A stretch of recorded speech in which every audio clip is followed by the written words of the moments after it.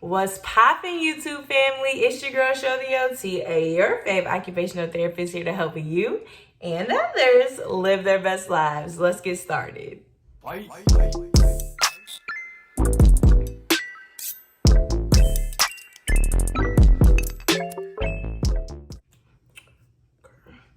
check the puff.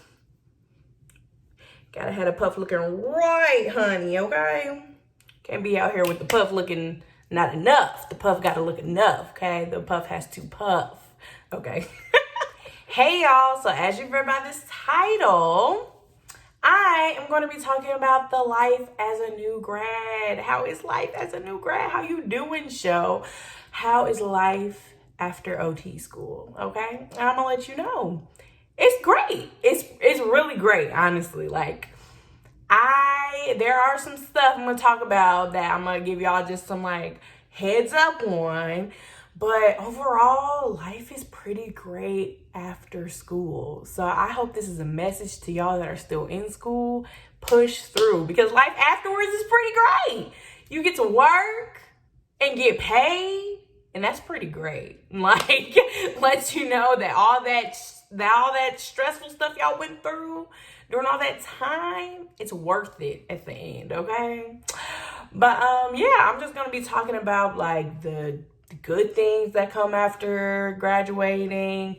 There are some stressful things, the stressful things that come after being after graduating, like after being I'm a new OT, fresh new OT. Like, what is that like? Like, that's what this video is about. I want to explain to y'all like just how I've been feeling and like navigating through those feelings and all those good things. Okay, so first off, I said it was good. The main reason why it's good is because the work that I do, I get compensated for now. That's why it's good, okay? Because while I was in school, you had the field works, you had the practicum, you had the long studying hours. So all that stuff, that felt like a job, but did you get paid for it? No, you did not get paid for it. So that is overall why it's good, okay? Because once you graduate, pass boards, find you a job, you start getting paid. And that feels really good. like I'm just glad to be having a steady source of income now, because your girl was struggling, okay? Trying to make ends meet, because OT school is no joke. You don't really have time to work like that. So now that I'm out of school and no longer studying for boards, it feels good. It feels good to just be getting compensated for the work that I put out. But yeah, so what else can I tell you about being a new grad, new OT out into the field? I guess just a piece of advice that I have for you as to how to achieve this good feeling post grad school, post OT school, is to really find a job that you think you're going to like, that you think is going to align well with who you are. Because like I said, we was all struggling, we was all broke in school. Look, girl, I'm still broke because I'm still trying to catch up on some stuff. But I think once we get out of school, we're like, okay, I need a job. And you just kind of take the job that's like probably paying the most. And like, I get it. Money makes the world go around. Like, you need money to pay your bills. I understand that. But not every job that's offering the most money is gonna make you the happiest, is my advice. So, I mean, if all you were looking for is the highest amount of money, then okay, that's good for you. But for me, I was looking for something that was gonna compensate me well, but also something that was gonna make me happy, something that I wouldn't wake up every day and be like, oh my God, not another day of work. Like, I didn't want to feel like that. So y'all know me. That took acute care, inpatient, all that was off the table for me. I honestly didn't care how much they were offering. Like, I knew I would not be happy in those settings. So I was like, no, like, I had to find something in a setting that I would be happy working at. And so for me, that was an outpatient pediatric clinic that is play-based. Like, I love my job. Like it's so fun. I get to connect with so many different people every day. I'm growing closer to the families that I'm working with. Like I love it. So it makes me so happy. So that is a big piece of advice that I have for you. Don't just take the highest paying job. Take one that's gonna make you happy. Now, if it happens to be the highest paying and it makes you happy, hey, good for you, okay? But yeah, just don't focus. Like, money is a big factor. I ain't telling you not to listen to the money. You listen to it, but don't let that be the only thing you listen to. All right. So let's just get into like how I've been feeling now that I am a practicing occupational therapist. At first, it was scary. I was scared. I was like, okay, where's my clinical instructor? Where's my professor? Like, I don't know what I'm doing. I was like, I don't know what I'm doing. Like, how are y'all just gonna like say, okay, go out there and be an OT? Like, I was like, I don't think I know how to do this.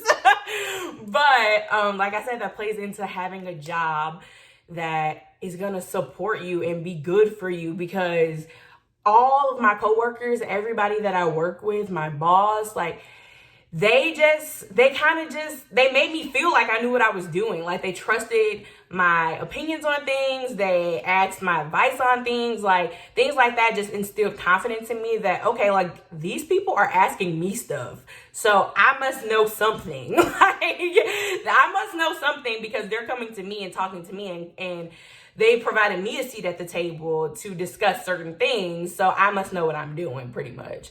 So you're going to feel scared after, like, when you get that first job, you're going to feel scared. I'm still nervous at some things. Like, I'm still nervous. But as time goes on, if you have the right people around you, they're going to help build up your confidence. They're going to make you feel like you know what you're doing.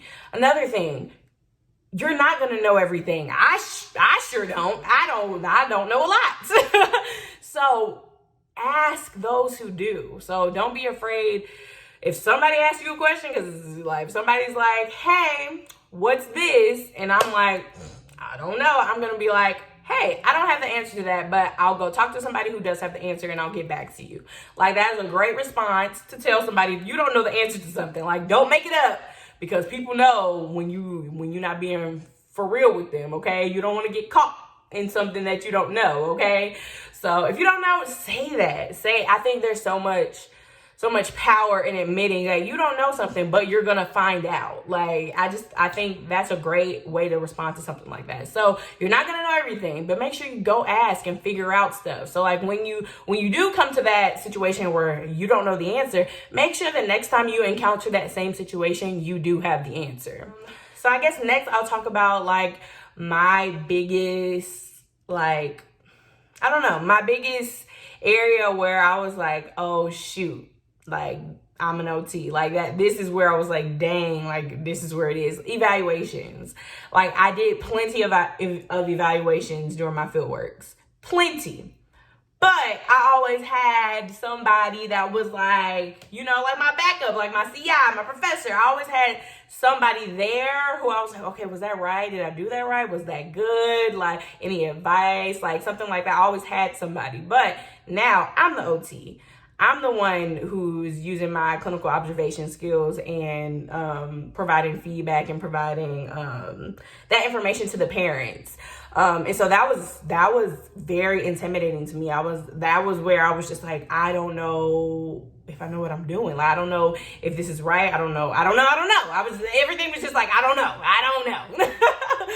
So again, like, that all plays into, if you don't know, ask for help. So I have so many people that I work with now who there's no fear whatsoever for me to just go up to them and be like, hey, like, I don't really know how to do this, or can you come in here and look at this kid with me, because I think something's going on, but I'm not 100% sure. Like, having that support system is so big. So, I mean, I guess like this whole video is just like telling you, like, finding your people, finding a place that's going to support you right out the gate is huge. Because if you don't have that support, if you don't feel supported, like, in a time period where you're just so unsure, because like when you're right out of school, you're just unsure. You don't think that you know anything. You don't have the experience behind you to build that confidence. So like surrounding yourself with a support system, a team that's going to build you up instead of tearing you down is my biggest advice to you. Like search for that. Like I'm telling you, money is great, money is awesome. But if you have to wake up every day and feel anxious and feel not confident in yourself, it wears you down and you just don't feel good. So that's my biggest advice. Like there has been a lot of scary stuff happening, like evaluations, just like talking to parents in general, like things like that. Like it's scary being new. Like it's scary because you don't have the experience behind you. You don't have the experience behind you to be like, yes, I know this for a fact, this, that, and the third. But like once you get into it, once you have people continuously telling you like, you're doing good, you're doing great, awesome. And you have people to lean on when you don't know the answer and things like that. It just helps you grow as an OT. It just helps you. I had no rhyme or reason for this video, and it kind of just, it went to a place that I didn't expect it to go, but I think it was a good place, I think. So hopefully you guys got something from this video. It helped you a little bit. Once again, I'm always open and ready to hear more video ideas. So yeah, thanks so much for watching. Please like, comment, and subscribe, and I will see you in the next video. Bye, guys.